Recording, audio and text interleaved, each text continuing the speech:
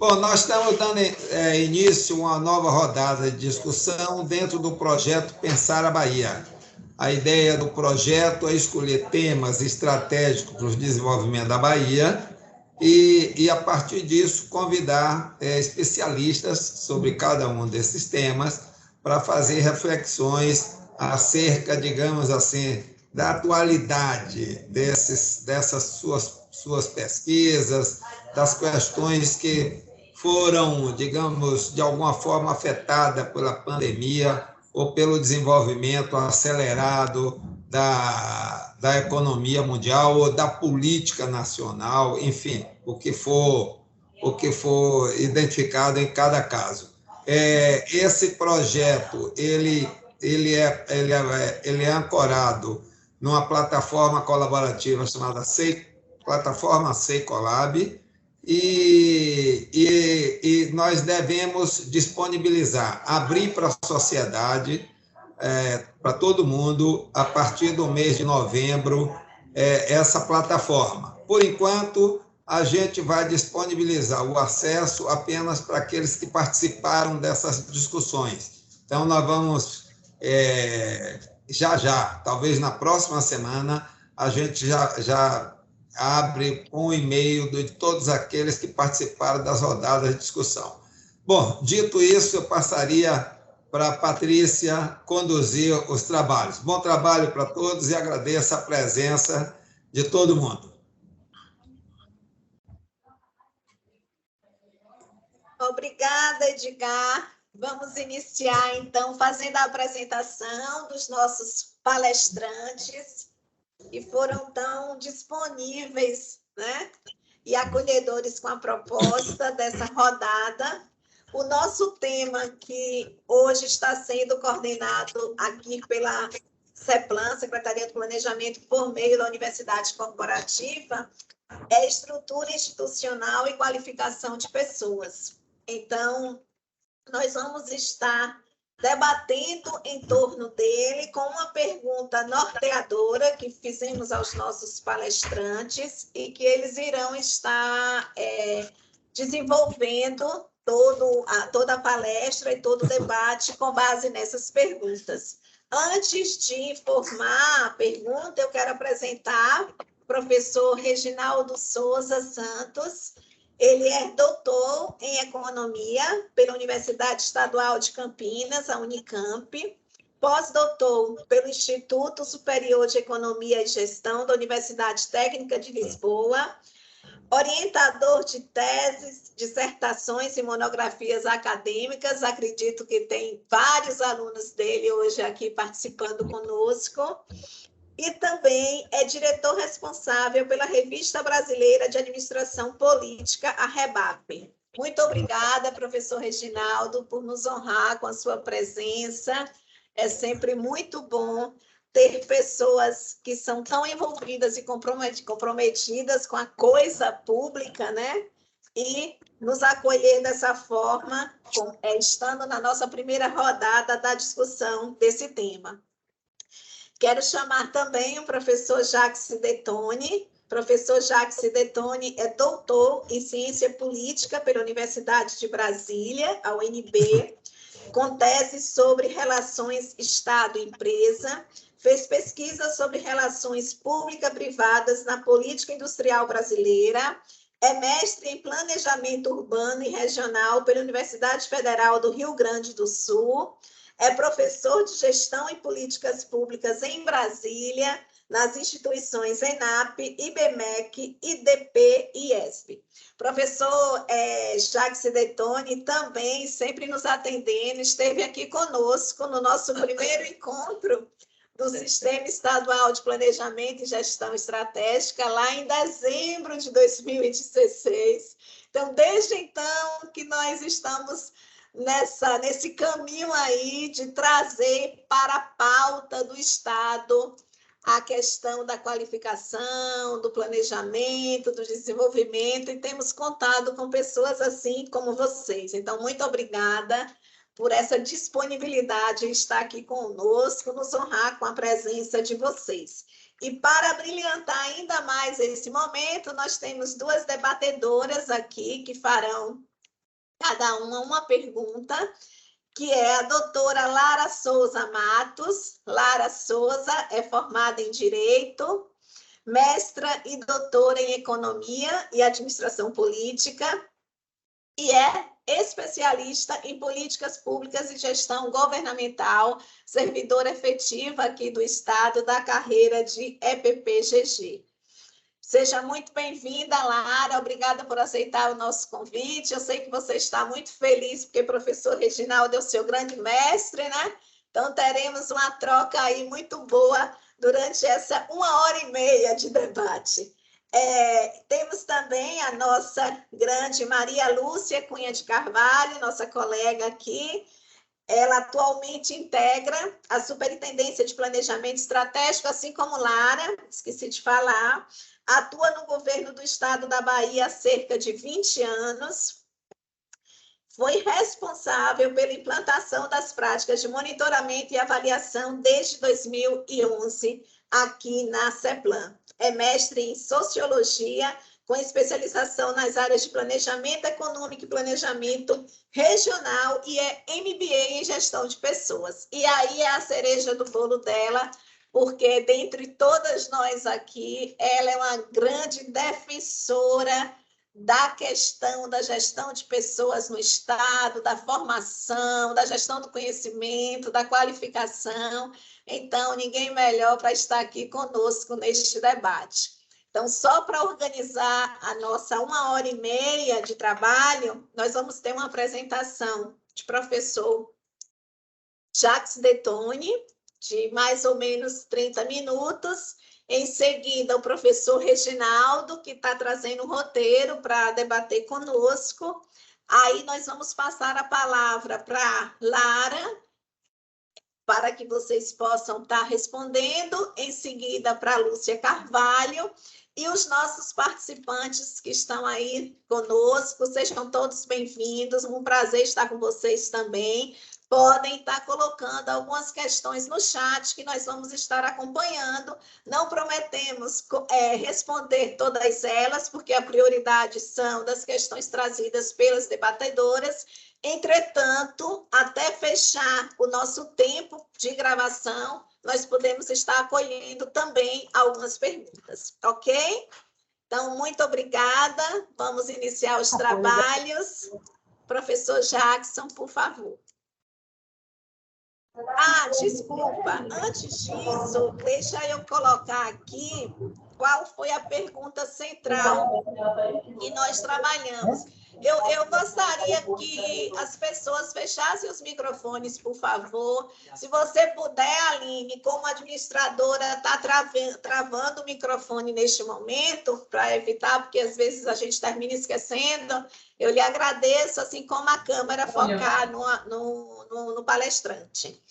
A pergunta norteadora deste primeiro momento foi: quais são as repercussões mais importantes na gestão de política pública, institucional, planejamento e informação de estados subnacionais diante da dinâmica da produção capitalista do cenário global?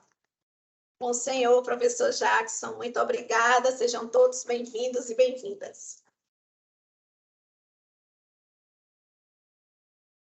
Obrigado, Patrícia. Me escutam bem?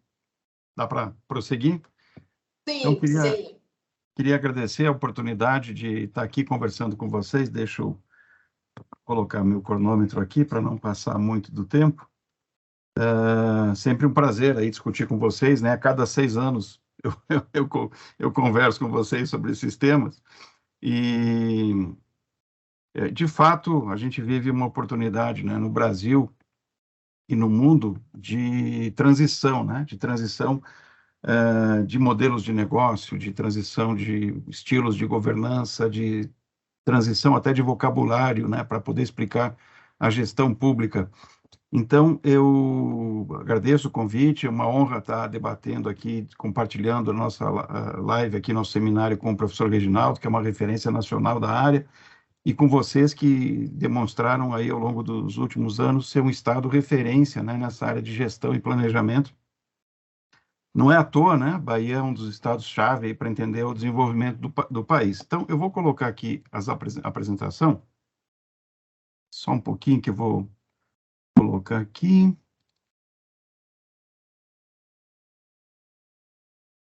Botar em modo apresentação.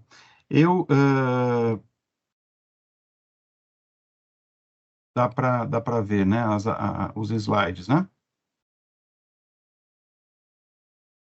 Eu recentemente fiz uma pesquisa na ENAP, na Escola Nacional de Administração Pública, exatamente sobre esses temas que trabalham com essa pergunta, que é uma pergunta super ampla, complexa, né? Um enorme desafio discutir isso, e produzi um estudo sobre planejamento estratégico no setor público, discutindo os temas de gestão, né? Discutindo esses paradoxos de gestão pública, especialmente em relação ao planejamento, onde praticamente há uma unanimidade sobre a importância do planejamento, todos são a favor, mas a gente não consegue ter sucesso nos nossos planos, né? Isso a nível federal e também nos estados. Então, minha abordagem vai ser bastante conceitual, teórica, com base na experiência federal, e no final vou fazer algumas reflexões para a gente pensar a Bahia, né? Como a gente consegue aproveitar esses debates mais gerais para pensar o desenvolvimento do Estado, né?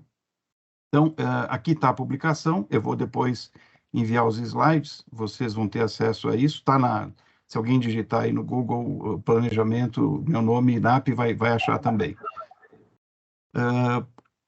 Uma rápida contextualização. Nós temos um conjunto de situações hoje no Brasil, de planejamento, que são paradoxais. Por quê? Porque nós temos na Constituição Federal o planejamento das políticas públicas como um princípio que orienta a estrutura jurídica e institucional do país, né?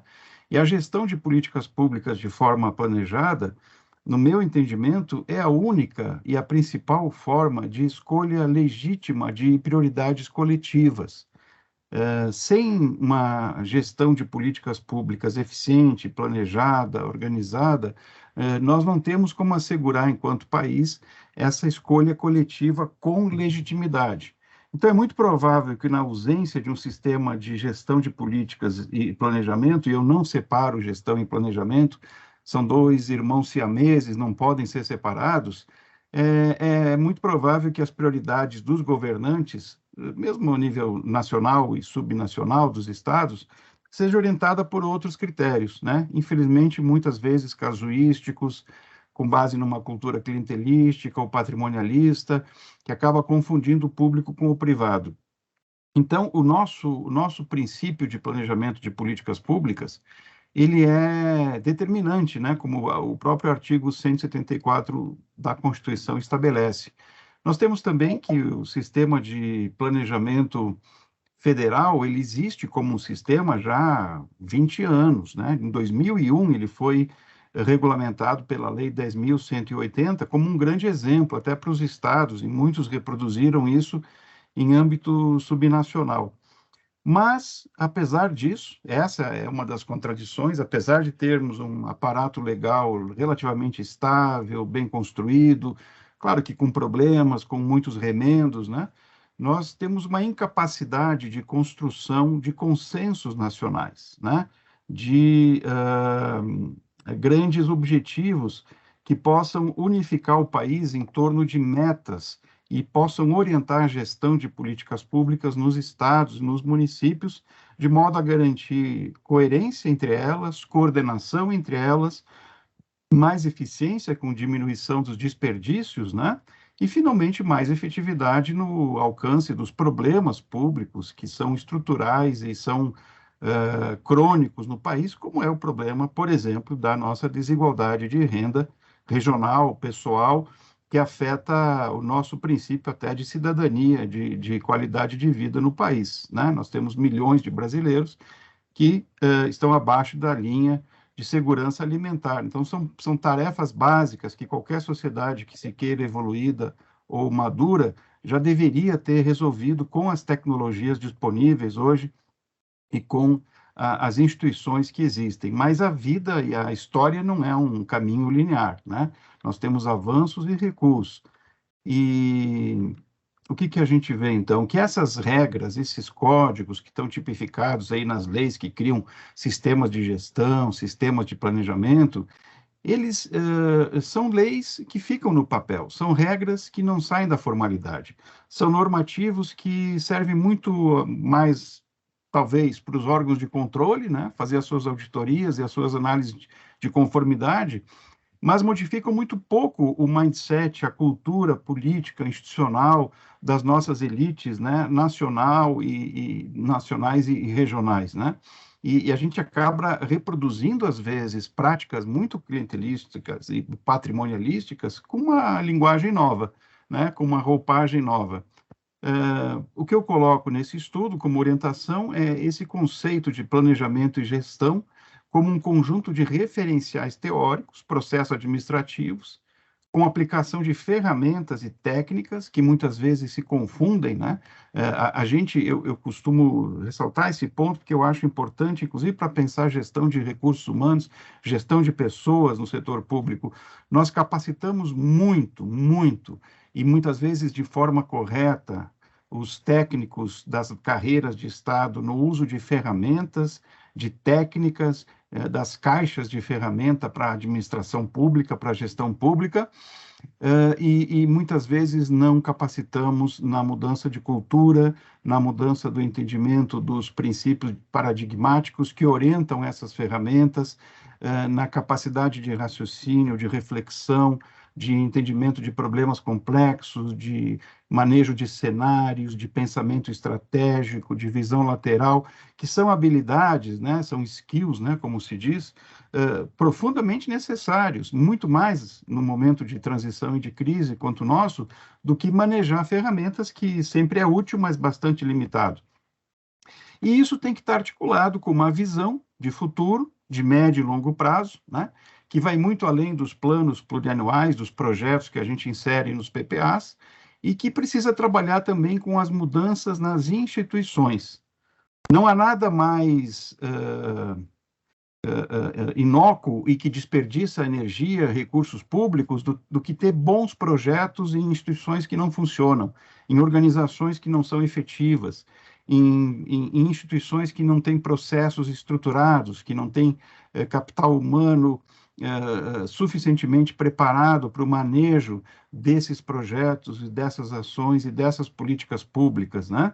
Assim como não tem nada mais inútil do que fazer bons projetos para resolver problemas equivocados, né? Então é preciso bastante coerência e efetividade no conhecimento da realidade.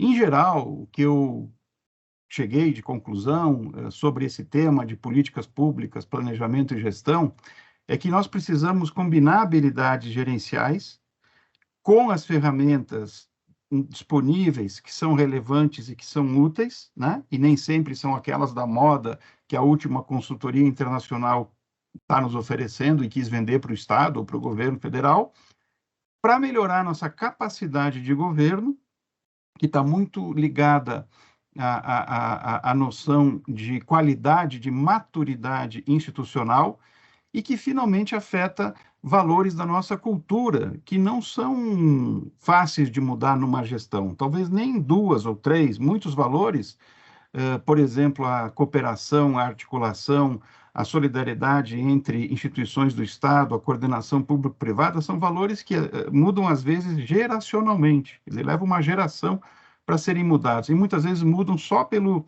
impacto de grandes processos de ruptura, né, interna ou externa. Então, uma outra questão que está relacionada ao tema que a gente debate hoje é a gestão orçamentária, né? No Brasil, a gente vive hoje uma deterioração acelerada, avassaladora, progressiva e talvez irreversível da governança orçamentária federal, né? Que tem sintomas claríssimos, por exemplo, na crescente impositividade de emendas parlamentares, no crescimento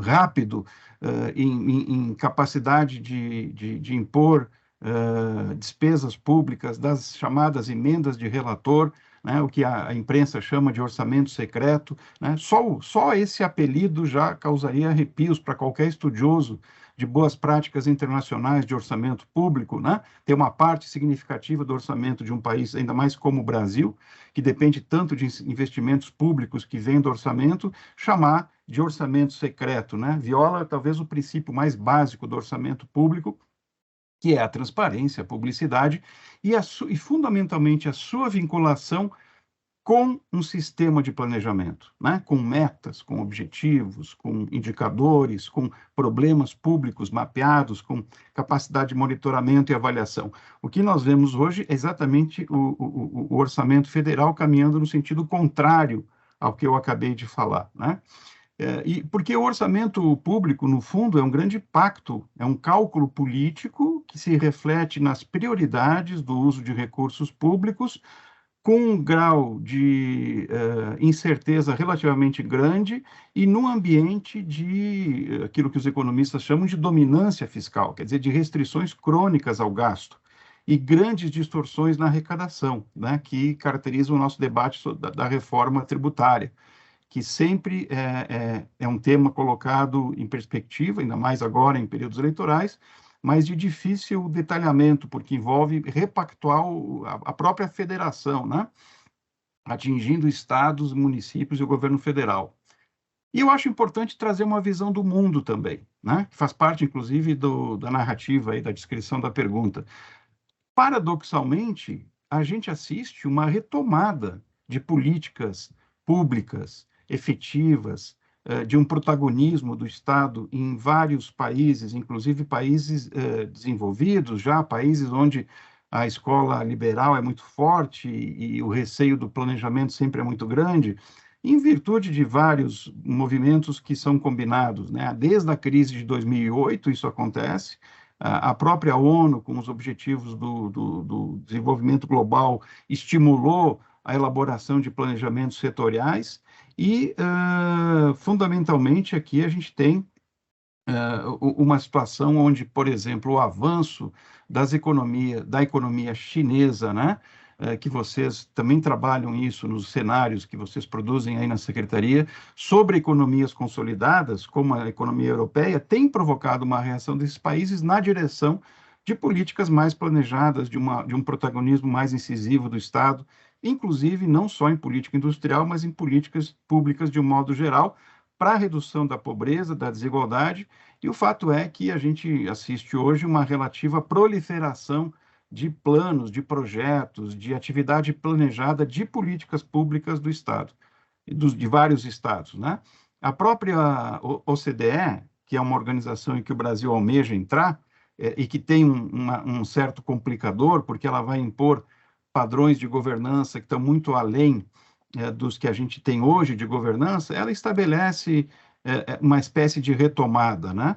Então, esses planejamentos, essa retomada, acontece basicamente em democracias, né? Onde elaborar políticas públicas e fazer planejamento de políticas públicas é sempre difícil, porque todas as vitórias numa democracia são relativas e são limitadas, já que o sistema funciona idealmente como uma poliarquia. A gente sabe que isso não existe, esse equilíbrio dinâmico de forças que se revezam no poder, porque há inúmeras distorções no sistema representativo, seleção adversa, informação que não é assimétrica, lobbies, grupos de pressão, distorções da representação, uma influência muito grande do marketing político e da criação de imagem que distorce muitas vezes a vontade coletiva, as maiorias não são permanentes, né? Todos esses problemas da democracia em países com grande desigualdade como é o nosso, mas mesmo nesse ambiente, paradoxalmente que seja, as tarefas de pensar o Estado, de pensar a política pública, de pensar a coordenação com o setor privado,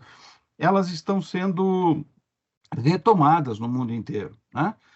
Então, nós temos inúmeros documentos, estudos, e alguns eu coloco aqui nos slides, que podem ser depois consultados, de países que estão retomando, né, essa prática de planejamento.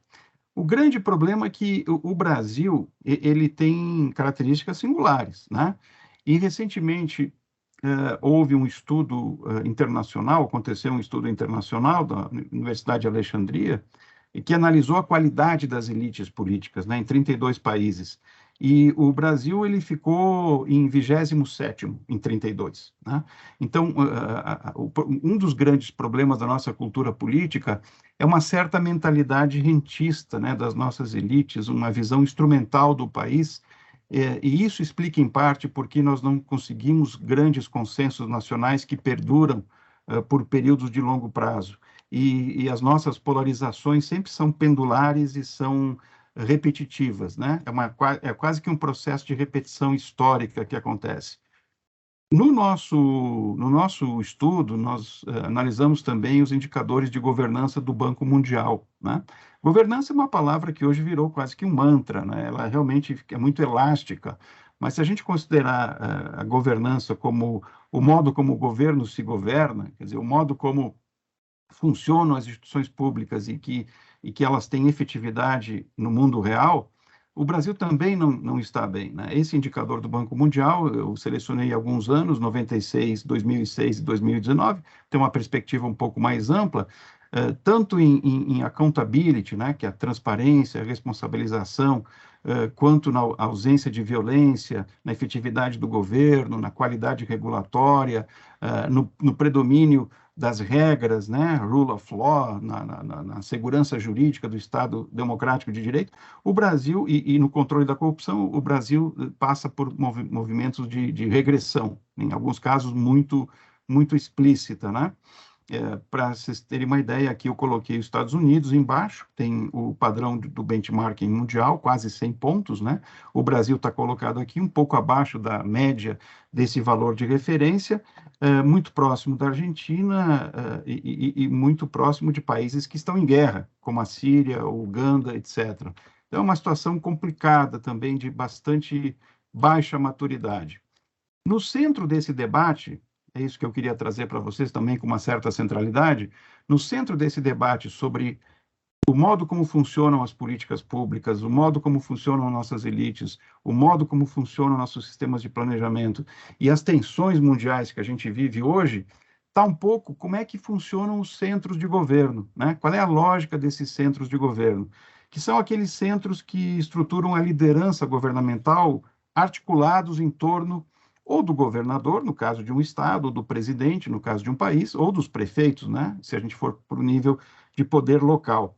Esses centros de governo, teoricamente, eles existem para assegurar coerência entre as ações de governo, que sofrem uma entropia terrível, porque o nosso sistema de presidencialismo de coalizão, ele implica em alianças com forças políticas muito divergentes para ter uma relação produtiva com o parlamento, mas, ao mesmo tempo, fragmenta a ação de governo.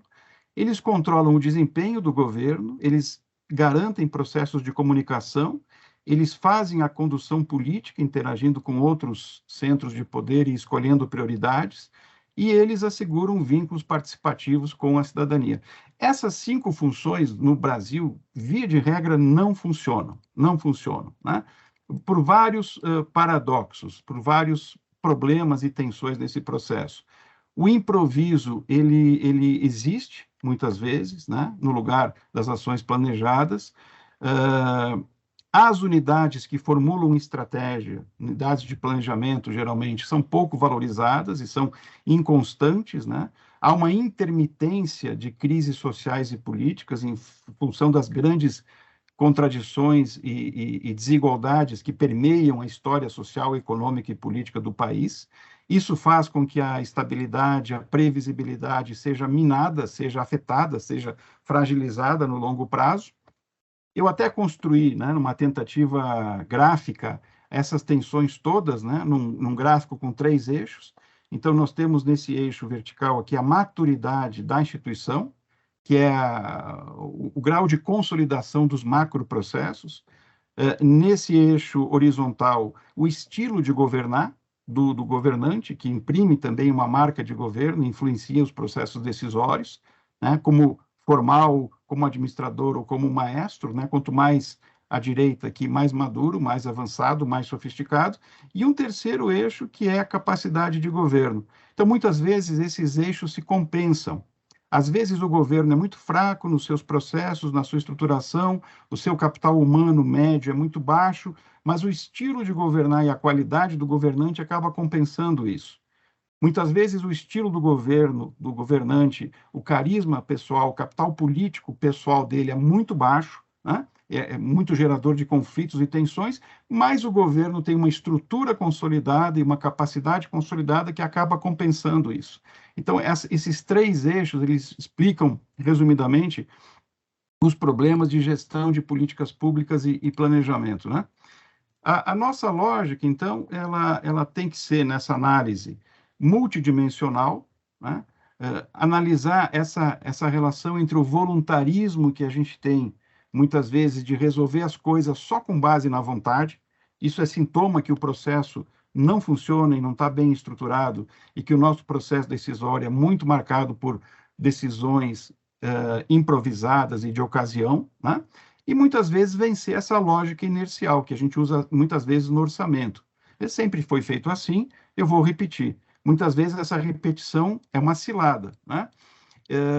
E, na verdade, a gente usa, para definir as prioridades de governo, uma série de atalhos muito pragmáticos que respondem ao nosso sistema político, né? A gente faz acordos, faz negociações, forma as coalizões, as prioridades são construídas e destruídas no decorrer dos mandatos, muitas vezes de forma errática, elas não acumulam para o futuro, elas não são coerentes entre si, né? Sem falar das crises internacionais que sempre afetam os nossos planos. E existem, então, uma série de limitadores, né, de crenças limitantes nessa gestão de políticas públicas. No governo federal, nós temos uma visão clara, nós estamos já indo para o nono, né, plano plurianual, depois da Constituição, e o plano plurianual é praticamente uma peça de ficção, né? Tanto que, recentemente, o governo federal tentou mandar para o Congresso uma proposta de emenda constitucional, entre as dezenas que foram mandadas nos últimos tempos para o Congresso, que em si já é um problema, extinguindo o PPA. Isso andou sendo revertido recentemente, mas isso revela um sintoma grave, né, de planos que não têm prioridades e de prioridades que não são planejadas, né? Nós temos listas de prioridades. Ninguém governa com PowerPoint, com listas de prioridade. Aliás, o pior é que isso acontece, né? Se governa assim no Brasil, do ponto de vista da cultura política. O outro paradoxo é onde há poder, não há planejamento, e onde há planejamento, não há poder. Quer dizer, uma lógica de gambiarras políticas que a gente precisa superar, né? O terceiro é que, quanto maior a crise, menor é o apetite político institucional por planejamento. É uma lógica de improvisação ilustrada. Em situações de crise, a gente resolve as coisas apagando incêndio. Nosso horizonte de longo prazo se reduz ao dia de amanhã, ao mês seguinte, ao ano seguinte. Isso é uma cilada também, é uma armadilha, porque isso nos impede de construir o futuro no presente. E o futuro sempre acaba sendo muito incerto, muito incerto. Vou passar aqui esses slides que trabalham mais como aconteceu esse sufocamento e essa, digamos assim, diminuição da dimensão estratégica da gestão de políticas públicas no governo federal, e para as perguntas que eu reservei aqui para provocar vocês, né? Então, sempre me referencio nesse autor, né? Vocês conhecem, com certeza, o Carlos Matos. Eu acho que ele é uma referência para qualquer um que quer pensar administração pública, gestão pública de forma responsável, consistente, né? Mais honesta com as nossas limitações, inclusive.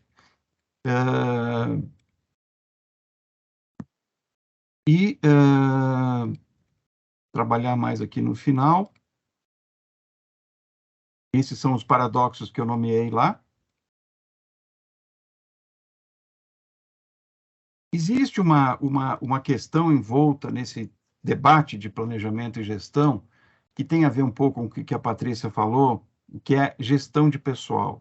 Quer dizer, nós precisamos mudar os nossos perfis profissionais, precisamos mudar o nosso processo de recrutamento. Precisamos ter sistemas de avaliação de performance mais adaptados para esse mundo de extrema complexidade, de extrema incerteza, de extrema volatilidade. A própria OCDE, que em muitas coisas é uma organização relativamente conservadora e ortodoxa, ela colocou esses dados para pensar como acontece a gestão de competências no setor público, né? Inclusive colocou esse elemento aqui, a insurgência, a capacidade do servidor de questionar a maneira usual de fazer as coisas, trabalhar com parceiros incomuns e diversos, trabalhar com esse tema da diversidade e construir alianças para a mudança, que são extremamente incomuns no perfil do servidor público, né? Que é muito weberiano no pior sentido, muito hierárquico, com a lógica de comando e controle. Então, nesse estudo, eu chego a sugerir uma espécie de currículo diferenciado, onde matérias poderiam ser introduzidas para problematizar essas questões todas que eu estou falando, de planejamento, de pensar estrategicamente, de reformar o centro de governo, de analisar a conjuntura, né? Colocando temas que nem sempre são discutidos. Coloco, por exemplo, gestão de conflitos, né? Quantos programas de formação de carreira estão preparados e estão capacitados para a gente vivenciar e não só ter aulas expositivas, mas ter laboratórios, oficinas vivenciais, estabelecer protótipos, né, observatórios, formas didáticas criativas e mais inovadoras para trabalhar com crise, para trabalhar com gestão de crise, porque eminentemente governar no Brasil de hoje é gerenciar crises, mas a gente precisa dar um sentido estratégico para isso. Senão a gente produz o contrário, né? Nós somos gerenciados pela crise, ao invés de controlarmos a situação. Análise de problemas complexos, né? Como isso faz falta na administração pública, né? Todo mundo tem uma solução pré-concebida, muitas vezes fruto de grupos de pressão e de lobbies. Nós não analisamos problemas, não entendemos os problemas que originam, né, nos nossos modelos lógicos. Sequer pensamos nas teorias de programa, teorias de mudança. Tudo é muito improvisado, tudo é muito feito a toque de caixa, né? Apagando o incêndio. E mudar o currículo também não é suficiente. É preciso que a gente tenha, aí, pensando nessa área de recursos humanos, já derivando para essa dimensão que eu acho estratégica, fundamental, uma formação teórica e prática, né? Mais experimental, mais inovadora, processos mais cooperativos de aprendizagem, menos hierárquicos, né? Abordagens mais centradas no aluno, de empoderamento do aluno, onde o professor não é aquele que ensina, mas é quase que um gerenciador de conteúdos, um facilitador, né? Um hub, um conector que vai criar vínculos entre as pessoas e os objetos de conhecimento. E aí precisa ter um novo professor, né? Precisa ter um novo perfil docente. Eu sei que isso não é tarefa fácil, nem simples, que é muitas vezes fácil falar do que fazer, mas a gente precisa utopias, precisa ter a imaginação e a nossa capacidade de simbolização sempre muito ativa em elementos, conjunturas como essa, né? E pensando a Bahia, quer dizer, um estado que é a 7ª economia do país, né? Que é a maior economia do Nordeste, que é a 8ª indústria do Brasil, né? Que é o 9º exportador do país, que tem a 4ª maior população. Quer dizer, um estado dessa dimensão, dessa complexidade, com esse papel relevante no país, eu acho que o central é isso. A gente precisa reconstruir uma estratégia de reorganização institucional que repense a função do centro de governo, que reinvente o processo de planejamento, que crie compromisso com os poderes estaduais, o legislativo, os órgãos de controle, isso tudo precisa ser repactuado, e os municípios, que retome a dimensão territorial, e eu sei que vocês têm um trabalho fantástico nessa área, que é a referência nacional. E na área de pessoas, precisa redesenhar as formas de recrutamento e formação. Os nossos processos seletivos selecionam muitas vezes autômatos, que repetem regras decoradas ou memorizadas para a prova do concurso. Esse perfil não serve mais. E é preciso construir e aperfeiçoar esses processos de formação, né? Então, eu, infelizmente, vou trazer mais perguntas aqui do que respostas, né? Como é que a gente compreende, ou pode compreender e se antecipar a esses efeitos problemáticos da revolução digital sobre o serviço público? A gente está vivendo isso hoje, e isso mudou virou o setor público de cabeça para baixo, em todas as áreas. Tem muita gente que acha que no futuro não vai precisar nem de servidor, que a gente vai ter um aparelho estatal formado por algoritmos, robôs e sensores, né? Que evidentemente, é uma distopia, né? como resistir ao desmonte das políticas públicas e do planejamento em esfera nacional. E, fundamentalmente, como desenhar uma estratégia regional de desenvolvimento. Eu acho que, para finalizar, já que meu tempo acabou, não tem a resposta para isso e não é uma resposta fácil, mas eu acho que ela passa por isso, né? A gente tem que aprofundar o planejamento de políticas públicas mais participativo e mais inclusivo, né? Repensando as nossas metodologias, repensando os nossos marcos legais, que são crenças limitantes que nos condicionam. Precisamos mudar a linguagem, ser menos agressivos e hostis em relação por exemplo, ao arranjo governamental com outros poderes e com outras instâncias de decisão e de poder. Precisamos pensar novas tecnologias que facilitem o processo decisório democratizado, o acesso, aproveitar a transformação digital em favor da democracia, da participação e da transparência, e não contra ela, né?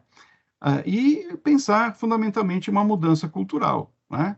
E isso a gente pensa no local, no regional, no nacional, de forma articulada, mas fundamentalmente fazendo um exame sobre qual é a nossa prática. De fato, a gente pratica o que a gente prega em relação a esses temas de colaboração, participação e gestão inclusiva de políticas públicas? Como é que isso acontece? Então, são muitas perguntas, né, para a gente debater, e espero ter confundido, complicado, problematizado esses temas, porque eu acho que é daí que a gente vai começar a elaborar e pensar melhor coletivamente. Obrigado pela atenção de vocês. Professor Jackson, nós estamos aqui, assim, Lúcia está aqui do meu lado, que é uma das debatedoras, está coordenando um grupo que está estudando os processos aqui do CEPEG com foco no PPA, né? Muito no PPA, no novo PPA. E ela está dizendo, acho que ele pescou nosso relatório, nosso diagnóstico, porque tudo que nós discutimos nesse grupo está aqui desenhado, o senhor toca em feridas que nós sentimos, né, o tempo inteiro aqui no Estado, a questão do voluntarismo, né, como nós trabalhamos com essa questão aqui, sendo voluntários, a questão do tático operacional sobrepor o estratégico, né? A nova forma de você estar trazendo as pessoas para o Estado, atraindo esses talentos, enfim, são tantos senões, são tantas interrogações que ela está dizendo aqui. Eu acho que minha pergunta agora, eu não sei nem mais como é que eu vou fazer. Muito bom, assim, acho que é por aí. O debate tem que iniciar por aí. Aproveito já para lhe convidar para voltar em outubro. Dessa vez nós vamos trazer o senhor aqui presencialmente para fazermos uma apresentação com debate presencial, porque nós precisamos, de fato, bater muito nessas pedras aí. Muito obrigada. A turma que está assistindo está aqui colocando no chat. Parabéns, professor. Teca, nossa coordenadora da UCSAEB, que também está aí presente. Rafaela, muito bom. E vocês que estão no chat, se quiserem estar colocando alguma pergunta, não sei se vai dar tempo de responder, mas isso aqui é só o início, viu, gente? Nós teremos outras rodadas e é só o início, né, Edgar? É só o início. Então, vamos agora passar a palavra para o professor Reginaldo Souza. Edgar, quer falar alguma coisa?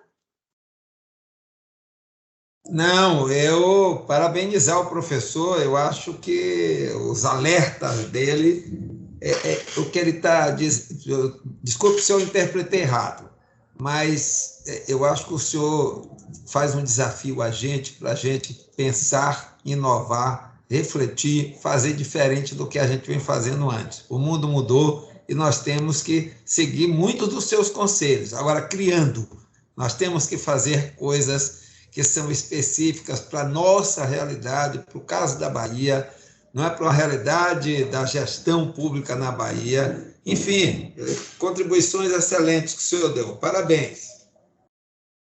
Obrigada, Edgar. Obrigada, professor. Professor Reginaldo, com o senhor.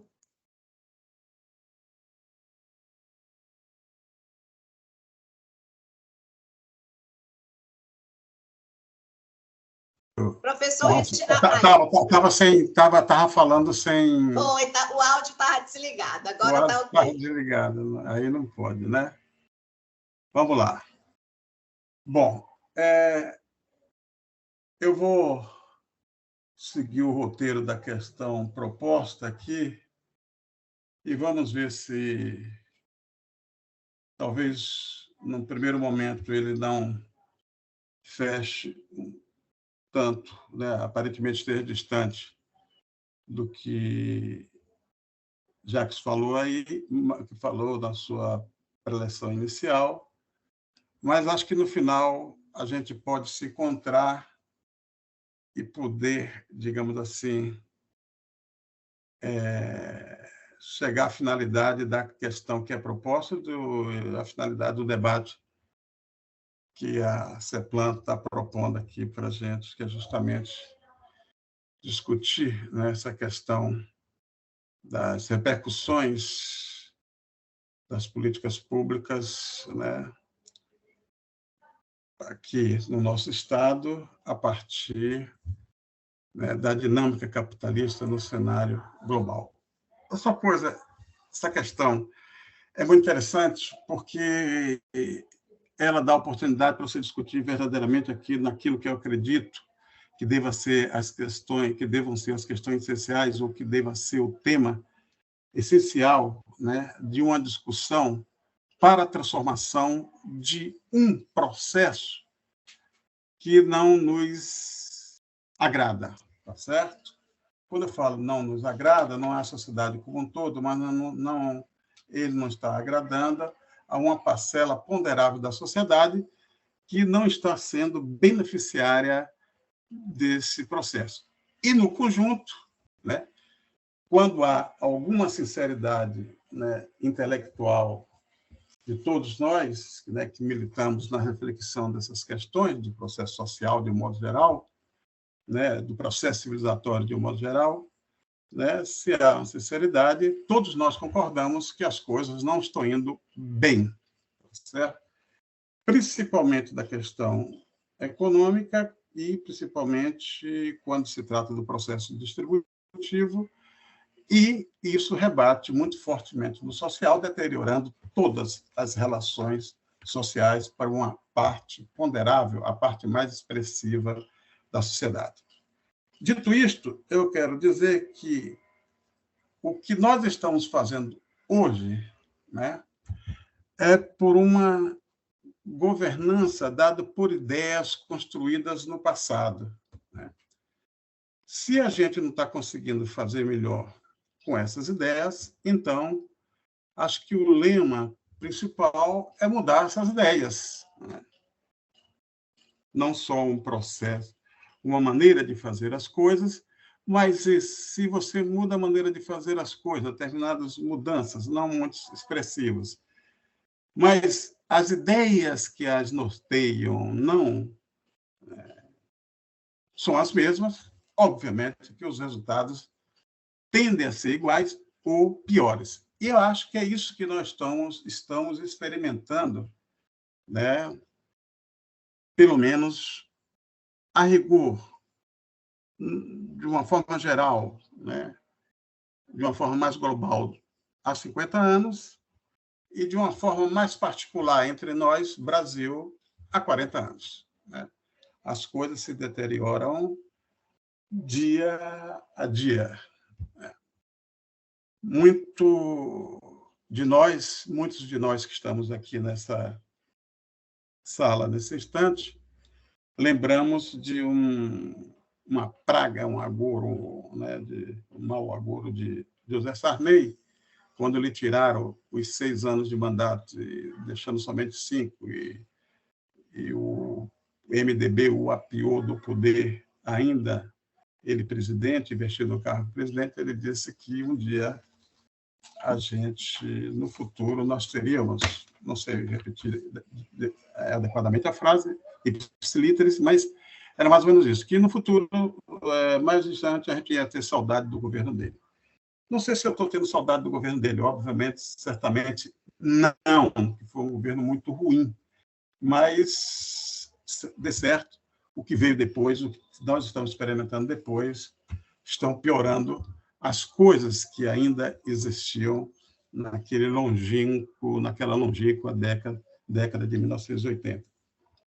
Então, algumas ideias que precisam ser modificadas, né? Precisam ser compreendidas de outra forma ou abandonadas, tá certo? A primeira delas é um princípio norteador do próprio capitalismo, né? Tanto os progressistas como os conservadores, ortodoxos, falam ou partem do princípio da autonomia do capital, o capital enquanto sujeito, né? Então, o capital indomável, tá certo? Então, a solução é você se sujeitar a essas regras, né? Essa trajetória expansionista do capital, ou a outra, simplesmente substituí-lo. Não há meio termo para essa questão. Não é bem assim. A segunda é dizer que, por conta do primeiro, do primeiro equívoco, né, se imagina que as crises são cíclicas e endógenas ao capitalismo. Não é verdade isso, né? As crises podem até ser cíclicas, mas elas não são uma particularidade endógena ao sistema capitalista. Elas são próprias de qualquer sistema, desde que mal administrados. Isso é óbvio, né? Então, os sistemas socialistas também são sujeitos às crises. E nós experimentamos esse curso, né? A União Soviética é fruto disso, né? E parece que a China está querendo repetir isso. Tem alguns sinais que não são muito bons, tá certo? Vindo da China, que vinha muito bem e tal, mas, de repente, alguns sinais podem estar indicando aí que as coisas estão errando também na forma de administrar o capitalismo de Estado deles, tá certo?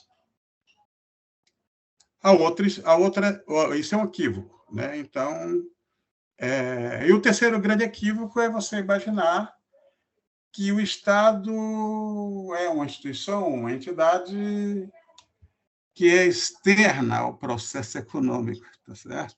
Ou seja, com isso você pode colocá-lo no processo ou pode retirá-lo a hora que, né, o governante de plantão ou a ideologia de plantão se servir melhor disso. Obviamente que ele não entra e sai por uma questão puramente ideológica, ele entra e sai por uma questão de necessidade econômica do capital. Pronto, ponto. Certo? Quando o capital sente necessidade que deve ter mais Estado, ele coloca mais Estado, né? Ele reivindica isso, né? E as suas políticas atendem isso. A administração política do processo civilizatório atende isso, tá certo? Quando não é conveniente mais, por razões até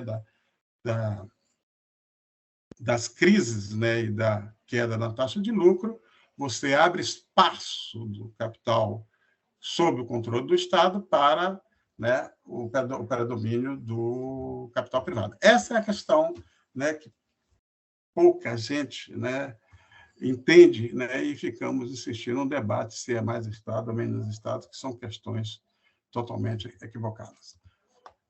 São formas equivocadas de você encaminhar o debate sobre crises e, né, desenvolvimento e bem-estar social, emprego, desenvolvimento e bem-estar social, certo? Então, diante disso, né, diante dessas questões que são muito equivocadas, brevemente, vou ver se em 5 minutos, né, para deixar um tempo maior lá para as coisas que são fundamentais e dizem respeito ao Brasil em particular, e aí respinga fortemente na Bahia, é dizer que, a partir desses equívocos, você tinha, né, até antes da grande crise, que acontece de 29 a 33, mas ela vai ali até 34, depois 35 em diante você tem a recuperação econômica, que os economistas insistem em botar que a grande expansão se dá de 45 em diante. Isso não é verdade, a recuperação se dá muito antes, inclusive a guerra, todo mundo sabe disso, ajudou a impulsionar esse fato. Mas o que ajudou a impulsionar mesmo foram as medidas tomadas muito antes da guerra e muito antes de 1945. 45, as coisas já estão totalmente construídas, tá certo? Então, aí predomina uma certa descentralização do processo decisório, ou da administração política do processo social, e com ampla autonomia para o capital. O capital era muito soberano. Com a crise, até hoje, a academia, né, e o pensamento social não soube explicar adequadamente por que saímos da crise, e quando sai, aqueles que são partidários de Keynes saem com a ideia keynesiana, é uma ideia totalmente equivocada, porque as ideias de Keynes eram ideias de curto prazo e teriam um fôlego muito curto, e não daria para fazer a recuperação e promover o maior boom da história do capitalismo, embora num espaço de tempo muito pequeno, diferentemente daquela fase inicial, lá que vai de 1750 a 1850, tá certo? Que é a fase inicial do capitalismo. Então, ali, o rude empresário, né, com o esperto capital, né, se juntam com os interesses da classe política, e sai uma coisa que a economia ortodoxa até agora não aceita, e os progressistas, de certa forma, vão fazer uma crítica muito dura, e muitas vezes não aceitando que aquilo que não seja de Keynes, tudo bem, nós concordamos, mas que também aquilo é algo diferente. Sim, foi algo muito diferente. Nesse momento, né, nesse período que vai de 29 até 70, mais ou menos, o capitalismo passa a ter uma administração centralizada, né, com o Estado arbitrando a acumulação de capital, distribuindo benefícios e arbitrando, sobretudo, as relações capital-trabalho, portanto, promovendo o bem-estar. Esse foi o período de maior inclusão social que o capitalismo conseguiu fazer, quando ele foi efetivamente administrado. E aí a administração política muda de uma administração política descentralizada, no âmbito do Estado, tomando as decisões mais relevantes no processo de expansão econômica, para uma decisão mais centralizada, onde os Estados começa a ser, digamos, passa a ser a locomotiva, arbitrando, inclusive, não só o processo de acumulação e de expansão e acumulação, como também distribuindo os benefícios, tá certo? Principalmente regulando fortemente as relações capital-trabalho, tá certo? E aí começam a falar de uma série de coisas, inclusive novamente, de forma muito equivocada, de um tal de estado de bem-estar keynesiano, certo? Muita gente boa fala isso, certo? Depois disso, o que é que acontece? Vem uma crise, porque, não havendo um consenso do que ocorreu ali atrás, né, nos anos 30, o que ocorreu de fato nos anos 30, se você não tem um consenso sobre aquilo, obviamente que você não vai ter consenso ou não vai ter, digamos, clareza para explicar a crise que se avizinha, o que começa, né, a partir, que se avizinha ali já no final dos anos 60, e que começa de uma forma mais definida a partir dos anos 70 em diante, que dura até hoje. Convenhamos, né? 2% de crescimento do PIB mundial, em média, nesse período, isso não é, né? E ainda um crescimento assincrônico. Se no período anterior, né, de descentralização que o Estado administrando, todas as economias, capitalistas ou não capitalistas, desenvolvidas ou não desenvolvidas, colônias ou não colônias, tá certo? Cresceram no período, sem exceção, obviamente que aqui agora você, com alta taxa de crescimento, agora você vai ter uma taxa baixa, medíocre, né?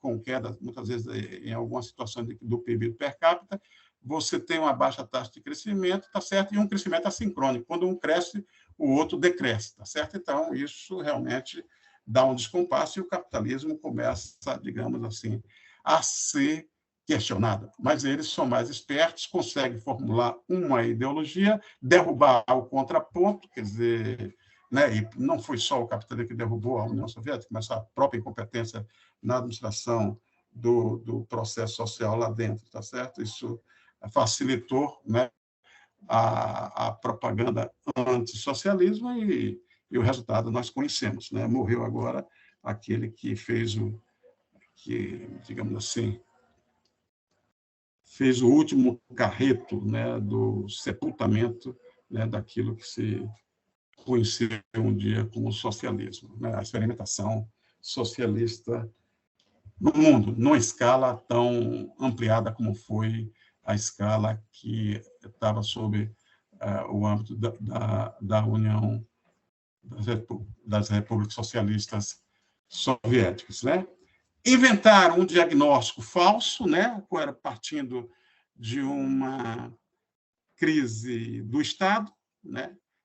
Começa antes, eu não tenho tempo para explicar, mas o diagnóstico é outro, depois eles erram o diagnóstico, não dá certo, aí eles começam com a questão da crise do Estado, né? Então, deposita o capital, deposita, né, a crise no colo do Estado e todos, né, ortodoxos e progressistas começaram a acreditar nisso e trabalhar, e passam a trabalhar com essa hipótese, a crise do Estado, tá certo?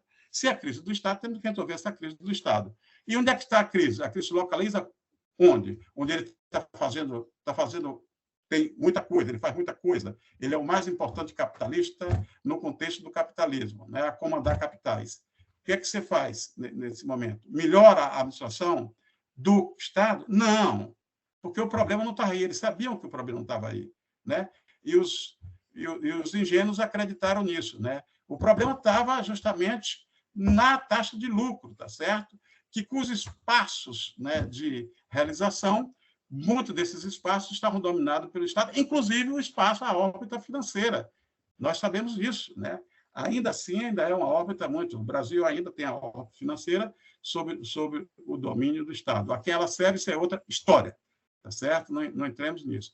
Se o problema... Aí coloco... Aí a crise é fiscal.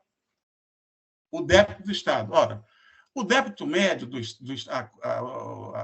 o déficit médio do Estado naquela época não passava de 40% globalmente, tá certo? Não passava de 40%.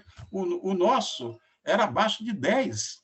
Paciência, né? E isso também, esse índice vai até 94, 1º de julho de 94, quando é promulgada, né, quando é aprovado no Congresso Nacional a medida provisória, né, do Plano Real, tá certo? Então, a medida provisória da emenda constitucional, né, o Plano Real, né, a lei do Plano Real, não me lembro agora qual é o status jurídico disso para falar para vocês, tá certo? Mas certamente alguém aqui sabe dizer. Eu sei também, só que me passou agora, tá certo? Então, essa era a questão. Então, qual era a lógica? Não, mas não é o Estado somente reduzir seu gasto, não era isso, né? O que eles estavam querendo mesmo eram os espaços que eram dominados pelo Estado. Aí vem essa, digamos assim, a galinha dos ovos de ouro, as privatizações. Quer dizer, o capitalismo, ao invés de procurar novos espaços de expansão, novas fronteiras de expansão, ele procurou se recriar, se redinamizar a partir do seu próprio espaço, que, inclusive, o espaço do Estado era um espaço capitalista. Aquilo nunca foi, né, e nem é ainda o que tem sob o domínio do Estado, isso nunca foi, nem será dessa forma, um espaço socialista. Obviamente que não, isso é um espaço capitalista. Mas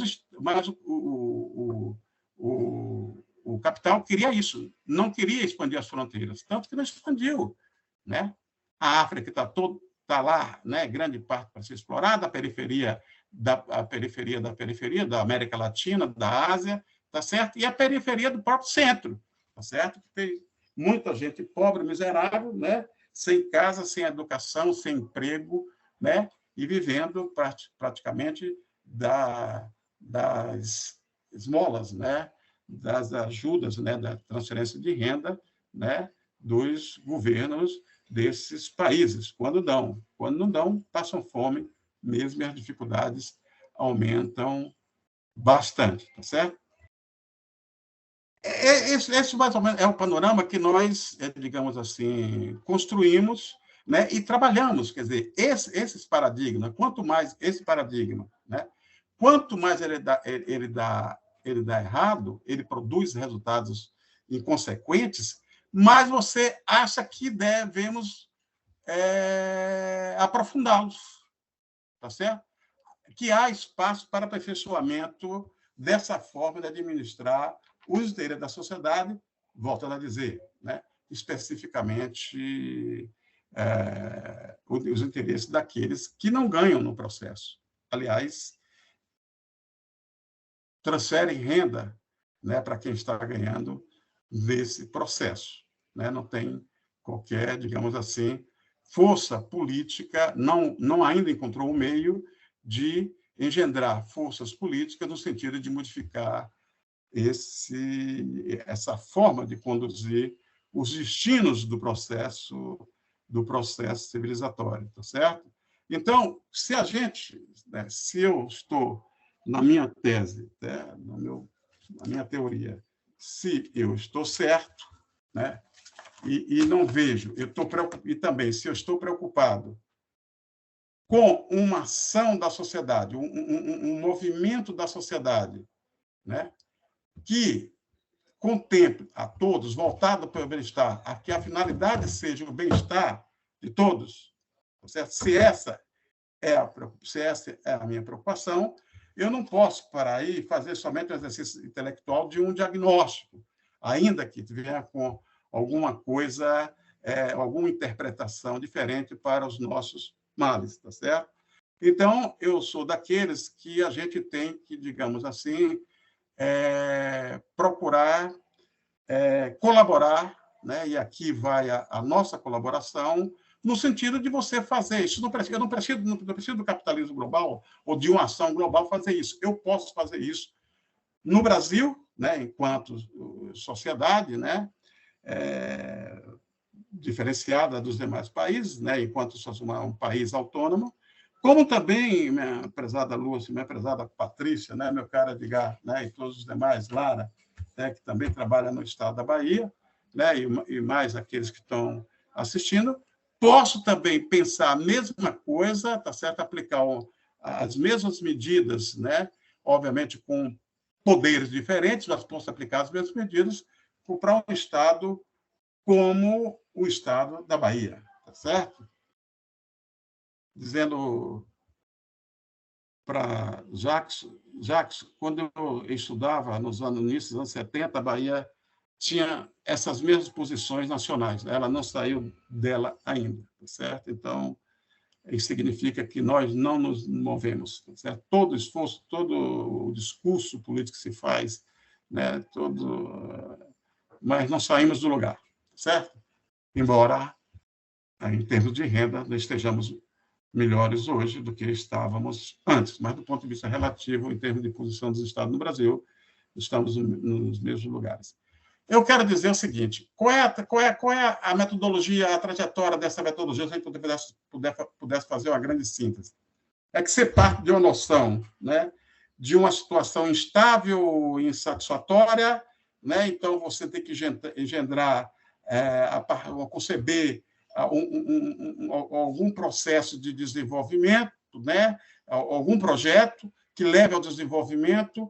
Esse desenvolvimento acumule uma renda, tá certo? E depois você produza, né, com uma quinta derivada, um certo bem-estar.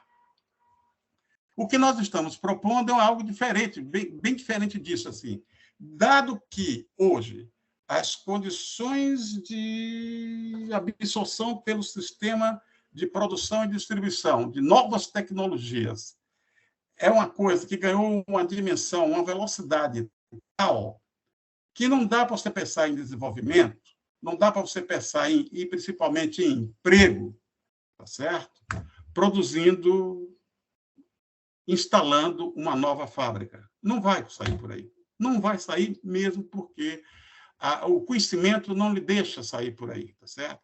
Então, você tem que inverter essa equação. Os parâmetros da equação têm que ser investidos e tem que ser mudados, o status deles tem que ser mudados, tá certo? Então, eu formulo a teoria, né, a metodologia do PQNR, que significa, para qualquer nível de renda, você tem uma política de distribuição. Então, na nossa tese, né, na nossa teoria, ao invés da distribuição ser a quinta derivada, ela agora é a variável independente. Eu parto da distribuição e depois, se a renda disponível com essa distribuição que a sociedade deseja para atender aos interesses do bem-estar social, essa renda é insuficiente, aí sim eu engendro uma política de expansão do produto, tá certo? Obviamente que a variável independente aí guiando tudo isso é a distribuição. E isso parte mais ainda quando a gente chega a este exato momento, minha prezada Lúcia Carvalho, e observa o seguinte: a política pública hoje, se você fosse fazer uma caracterização da política pública hoje, ela se caracterizava da seguinte forma, e acho que todos irão concordar comigo. Ela, invariavelmente, é improvisada, ela é desintegrada, ela é inconclusa, ela é onerosa, extremamente onerosa, e ela produz um alto índice de insatisfação social. Se nós avaliássemos a política pública pela finalidade, já tínhamos detectado isso há mais tempo e procurado uma solução. Como nós avaliamos a política pública por indicadores, por meta, aí, meu amigo, basta a meta melhorar 0,1%, nós estamos avançando. Lembra, Lúcia, o discurso? Olha, as coisas não estão boas, mas nós estamos melhorando. Cansei disso. Isso eu ouvia quando eu estava na graduação e não dá, com meus cabelos brancos, 71 anos de idade, aceitar isso. Posso até ouvir por delicadeza, né, de diálogo com meus amigos, né, mas não aceito isso, tá certo? Realmente não dá mais para ouvir isso, né? Não, as coisas não estão boas, mas nós estamos melhorando. Então, qual é a saída para isso, né? Aí vai o que é relevante aqui, eu espero em 5 minutos, se for possível, né? Expor os 8 pontos que eu tenho desse que eu chamo de novos passos, né? Para uma saída. E vejam que a variável independente aí do processo é o PQNL, para qualquer nível de renda ter uma política distributiva, a variável independente é a distribuição, né? Então é ela que nos guia. Então, a primeira coisa, né? Recuperar o que existe e concluir o que precisa ser concluído da infraestrutura nacional. Sendo que, nesse processo, o que não falta é isso, né? O carro-chefe, ou, digamos assim, o grande projeto transformador não será tanto a ferrovia, a rodovia ou qualquer coisa. Isso precisa ser bastante cuidado, recuperar isso e ampliar isso. Mas o projeto é a desfavelização das cidades brasileiras. É inadmissível. Eu não sei se vocês sabem, mas a política de urbanização de Alagoas é de 1935. 1935. As BR-101 e 116 são da década de 30. Eu acho que uma delas ainda é da década de 20. Quero lhe dizer que elas estão hoje todas inconclusas. Não só porque não são duplicadas, não, hein? Porque não concluíram todos os trechos, não estão. O seu trecho norte-sul, esses trechos não estão. Esses trechos não estão concluídos, tá certo? Bom, isso aí dá para a gente discutir um bocado de coisa, mas acho que ninguém é contra desfavelizadas as cidades brasileiras, né? Óbvio, né? Segundo ponto, estruturar uma política científica integrada com um projeto de desenvolvimento nacional. O que é que acontece isso? Deixamos, Lúcia, de debater, você sabe muito bem disso, a questão da ciência e tecnologia. Não se fazia uma proposta de desenvolvimento desse país se não pensasse na questão científica e tecnológica. Não falamos mais nisso. Isso não debate, não ouve mais ninguém falar disso. Virou uma commodity, como é a soja, como é o minério de ferro. Quem quiser o pacote tecnológico, vai lá na prateleira do mercado internacional, vai lá, pega, paga, e, né, o famoso pegue e pague da vida, né, como já dizia o nosso querido Raul Seixas. Não é possível. E nós sabemos que uma nação só ganha a devida autonomia se ela desenvolver minimamente a ciência e a tecnologia. E convenhamos, nos últimos 40 anos, temos o que fizemos de bom, de ruim nesse país, começa, inclusive, pela pouca importância que temos dado à questão científica e tecnológica do país. Né? As estruturas que temos para produzir isso estão sucateadas, né? De diferentes formas, tá certo? Aí é outro debate que a gente pode ter. Terceiro, políticas setoriais articuladas com a política de centralização de produção e consumo, né? Para você centralizar, tá certo? Não é admissível que você centralize tudo nesse país. Até a compra de uma junta homocinética, você tem que comprar no mercado ou de algum agente que está localizado em São Paulo, né? Já centralizado todos os bancos, o que nasce de instituições financeiras fora, de repente você leva o processo decisório para São Paulo. Isso é ruim. Isso também deixou de ser discutido. Isso não entra em debate. Então, você tem que articular uma política setorial, agrícola, industrial, etc., articulada com a política de descentralização do consumo e da produção e do consumo, óbvio. Né? Quarto, recuperar e ampliar a capacidade de produção e condições de trabalho do setor público brasileiro e o baiano em particular, tá certo? Principalmente em áreas sociais. Educação, saúde, segurança.